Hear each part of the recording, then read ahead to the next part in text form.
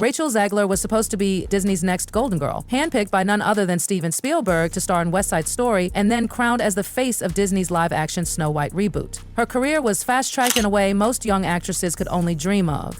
I sat through the whole thing. This was really bad. It was extremely leftist on every political dimension: racial politics, sexual politics, class politics, regime politics. Its narrative was cowardly. It was just awful. For remaking the movie, they just got rid of the dwarfs, but they have one token dwarf amongst these magical creatures. You actually just went backwards. You actually just erased the dwarfism side of it.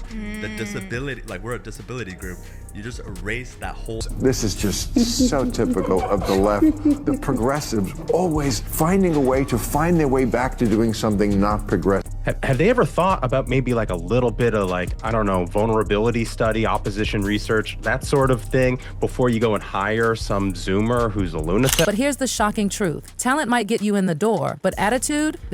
That's what gets you kicked right back out. Betting shoots, the weather has been temporarily and seemingly out of control here in Mima 3. Corandillasio Castello Bolonsame is one of the most chaotic downfalls Hollywood's seen in years. Behind all that glamour and those fancy red carpets, insiders are whispering a much darker story about Zegler, one filled with ego, entitlement, and a trail of bad blood left on every single set she's touched. Controversy in Snow White. The dwarves have been eliminated in the live action. Yeah. Now it's Snow White and the 7 magical beings. Wait, it's 7 and the magical beings. Yeah, They won't even say magical and the 7 beings. dwarves. No, because they're not dwarves. For right now, that's the only jobs that are there. Doing catastrophically.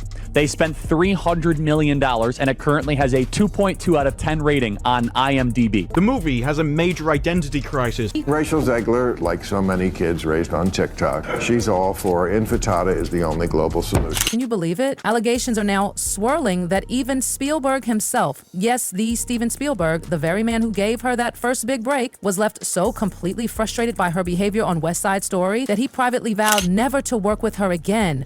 And just when you thought things couldn't possibly get worse for her, they did. Disney's Snow White didn't just flop. It face-planted at the box office, racking up losses so severe that the studio reportedly had to hit pause on other projects. And right at the center of this entire mess, Rachel Zegler, the same actress who managed to alienate not just audiences. Last week was a very big week, objectively a huge week. We had quite a few announcements. It's first live-action film, which is Snow White and the Evil Queen. And that's me, I'm Snow White, which is so funny. No one on the right side of America can stand the star of this movie. She came out and she said, I apologize. Like, I went too far. But it wasn't. But allegedly her own co-stars, crew members, and even high-powered studio executives. This is the unbelievable story of how Rachel Zegler's Hollywood fairy tale turned into a full-blown nightmare, and how one of the greatest directors of all time may have been the first to sound the alarm about her. Let's start where the downfall allegedly began. It's got extra musical numbers that are incredibly unnecessary that really add to that runtime. And let me go ahead and let you know that they're absolutely f***ing atrocious. Who wants a movie about true love? What kind of woman do we want out there seeking true love, Eliana? It's the outrage. Queen, playing the evil queen. It was pretty amazing. They say all you have to do to make your wish come true is let it echo, echo, echo, echo. On the set of West Side Story, for most actors, landing a Spielberg project is the absolute pinnacle of success, a once-in-a-lifetime chance to learn from a master and prove yourself to the world. But according to multiple whispers from inside the production, Zegler didn't quite approach it that way. Not even close. It's awful, generic.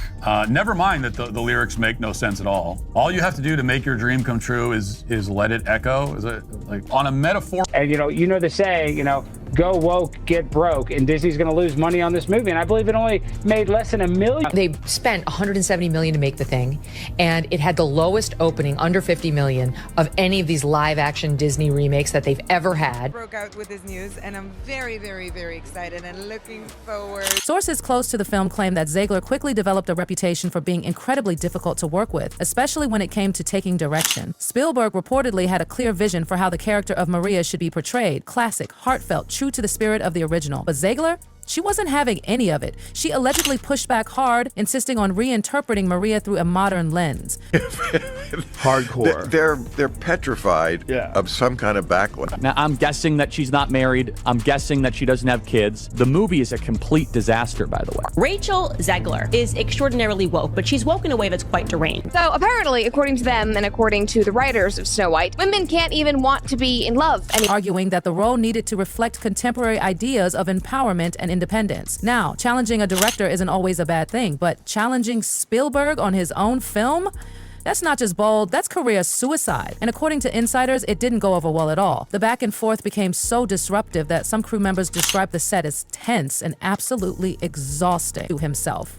Spielberg, known for his calm demeanor, So she comes off as an insufferable, whiny brat. Pretending like Rachel Zegler is the first of them all when she looks like Lord Farquaad in the film. There's a big focus on her love story with a guy who literally stalks her. Weird. Part of the first, fairy tale ever told. Disney deleted Someday My Prince Will Come and made a modernized feminist alternative. Oh my God.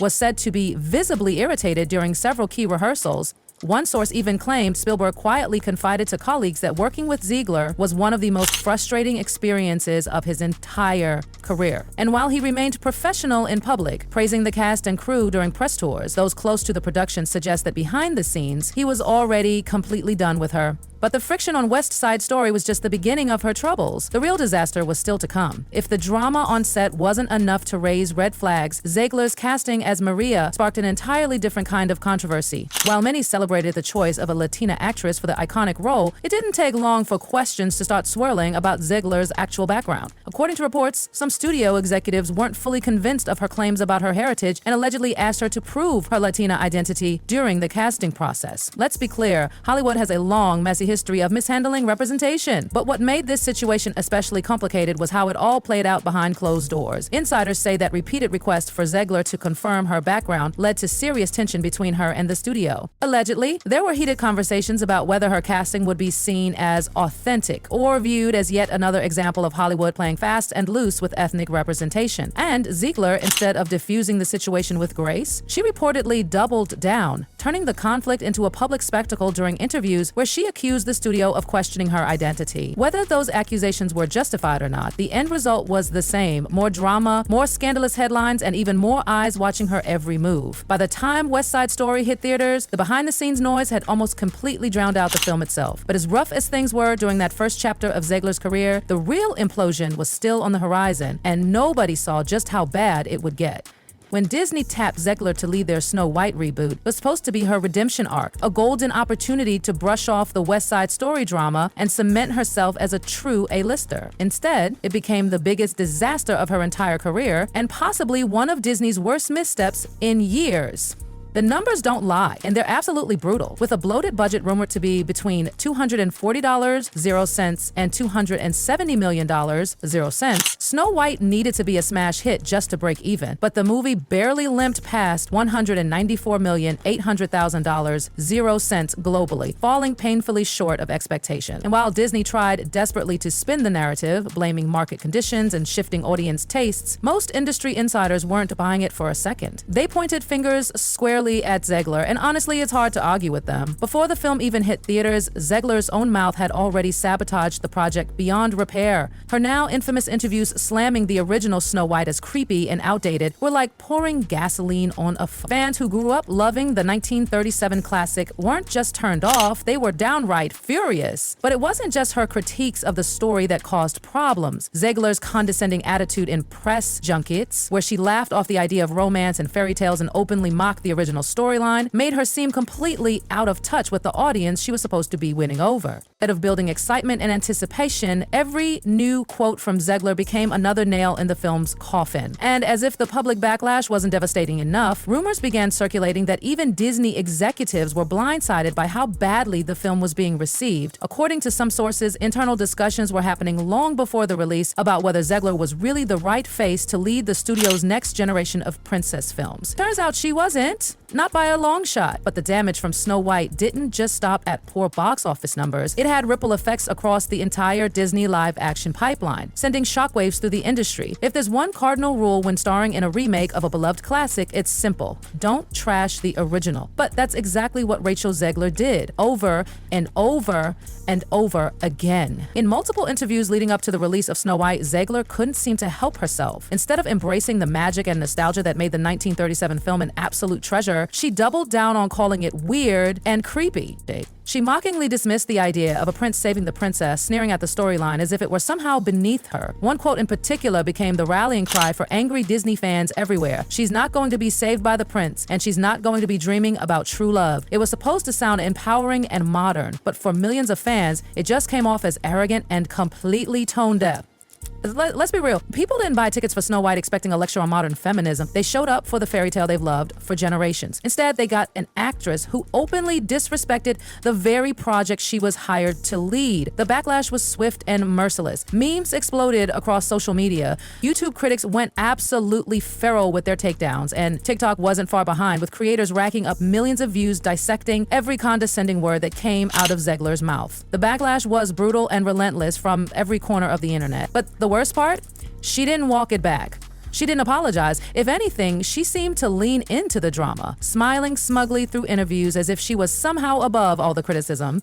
By the time the movie finally hit theaters, the damage was already done. Audiences had turned against her, and Snow White was already being labeled a catastrophic failure before the opening weekend even wrapped. And as we all know now, that label stuck. But if you thought this was just about bad PR and some unfortunate interviews, buckle up, because things were about to get even messier behind the scenes in ways nobody could have predicted. As if trashing the original Snow White wasn't enough to doom the project, Zegler's off-camera drama managed to turn the set of the film into a powder keg of political tension. Rumors started swirling that the set was deeply divided, with cast members reportedly taking sides in an increasingly uncomfortable environment. Some crew members allegedly felt caught in the crossfire, with conversations off-camera growing heated anytime politics entered the room. Publicly, the studio tried desperately to play it cool. They kept cast members apart as much as possible during interviews, carefully scripting joint appearances and avoiding any chance of the two leading ladies going off the rails in front of the press. But behind the scenes, word was that things got so uncomfortable that certain scenes had to be reshot or avoided altogether just to keep the peace. Marketing teams were reportedly scrambling to figure out how to promote the film without letting the political divide blow up the press tour. And let's not forget, the press still caught on. Headlines about the icy dynamic between Zegler and her co-stars started popping up well before the movie even premiered.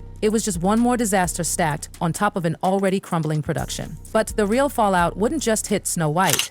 It would end up shaking Disney to its core, with consequences we're still seeing play out today. Rachel Zegler walked into Hollywood with the world at her feet, Spielberg at her back, Disney rolling out the red carpet, a career path paved in gold that most actresses could only dream about. And yet, here we are, watching one of the fastest, most spectacular downfalls in recent memory. From the alleged battles with Spielberg to the disastrous Snow White press tour and the ugly political tensions that exploded behind the scenes, Zegler has managed to turn dream opportunities into cautionary tales for every young actor in the industry. The biggest studios in the game trusted her with their most treasured intellectual properties, and she essentially spit in the face of both the projects and the fans who were supposed to champion her. The lesson here is crystal clear. Hollywood doesn't hand out second chances just because you're talented. It doesn't matter how many awards you've won or how many standing ovations you've received. Yeah. When you burn bridges with the people writing your checks and alienate the audiences buying the tickets, you're done, period. Rachel Zegler's story isn't just about one flop movie or a few bad interviews. It's about what happens when ego completely outweighs gratitude, when controversy overshadows craft, and when the star of the show forgets that at the end of the day, the audience always has the final say. And right now, that audience has left the theater. That audience has